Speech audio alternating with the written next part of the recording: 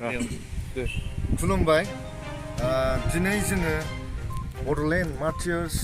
सिमेट्रियाव जोङो बनसुनि जानानै जोङो बड'फा उपेन्द्रनाथ ब्रह्मनि जे दिनैनि गोथार जोनोम सान बेवहाय बड'फा उपेन्द्रनाथ ब्रह्मनि मुंख्लं खाम्फायाव फैनानै जोङो जे बिबार माला आरो बिबार बावनानै आलारि बाथि सावनानै जोङो दिनैनि गोथार सानखौ जोङो बेवहाय साक्सेसफुलि फालिफैबाय आरो साफ्रोमबो रायजो राजानिसिम आङो बनसुनि जानानै बड'फानि गोथार जोनोम सान जे गोथार जोनोम सानाव आङो बयखौबो साफ्रोमबो रायजो राजाफोरखौ आङो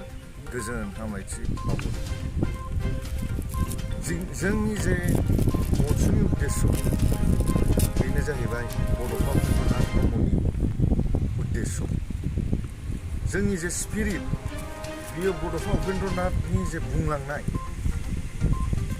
जे लिभ एन्ड लेट लिभ आरो बर' हारिया खौसे जानांगौ आरो बे खौसेथिजोंनो आलादा रायजोखौ सानसे समाव सोरजिहैनांगौखौ जे बड'फा उपेन्द्रनाथ ब्रह्मआ जे बुंलांदों जोङो बेखौनो दिनै गोसोखांनानै जोङो बेवहाय जोङो जोंनि बड'फाखौ मान बावफैदों आरो जोङो रायजो राजानिसिम बेखौनो मेसेज हरो जे बनसुनि जे स्पिरिट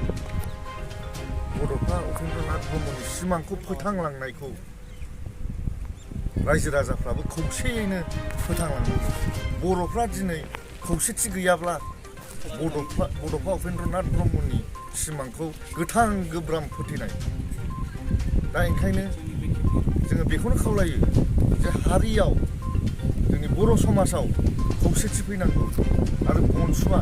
अब्लायबो बे लिभ एन्ड लेट लिभ स्पिरिटखौ जोङो लांबाय थानांगौ होननानै जोङो बेखौनो खावलायो गोजोन्थों